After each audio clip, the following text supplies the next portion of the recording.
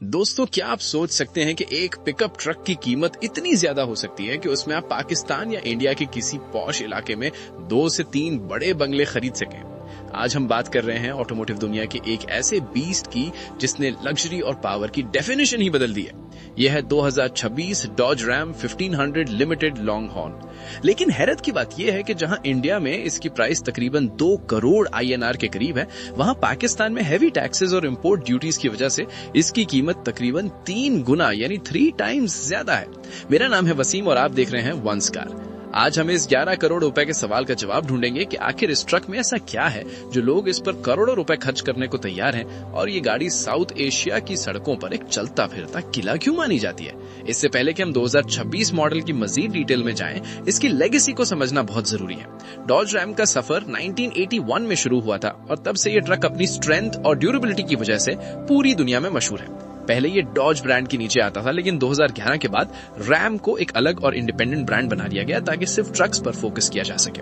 Long horn addition हमेशा से उन लोगों के लिए बनाया गया है जो काउबॉय, लग्जरी और टेक्सास स्टाइल के शौकीन है। 2026 का ये नया मॉडल इस लेगेसी का सबसे एडवांस वर्जन है, जिसमें डॉज ने अपने पुराने 5.7L HEMI V8 इंजन को हमेशा के लिए अलविदा कहकर एक नया टेक्निकल इंकलाब बर्पा किया है। इस बार इसमें नया 3.0 litre hurricane twin turbo inline 6 engine introduce करवाया गया है, जो न सिर्फ पुराने V8 से हल्का है बल्कि 420 से 540 हॉर्स पावर तक की मैसिव पावर जनरेट करता है, जो इसे रफ्तार में किसी स्पोर्ट्स कार के बराबर खड़ा कर देता है।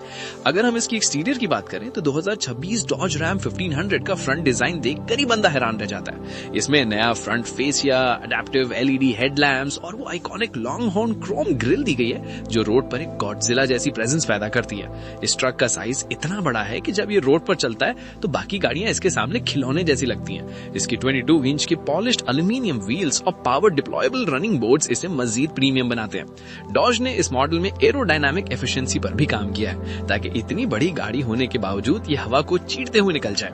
ये एक्सटीरियर डिजाइन 2026 के मॉडर्न स्टैंडर्ड्स और पुरानी मस्कुलर लेगेसी का एक बेहतरीन मिक्स है जो हर देखने वाले की तवज्जो अपनी तरफ खींच लेता है। लेकिन असल जादू तो इसके इंटीरियर में शुरू होता है, जो किसी 7 स्टार होटल के स्वीट से कम नहीं है।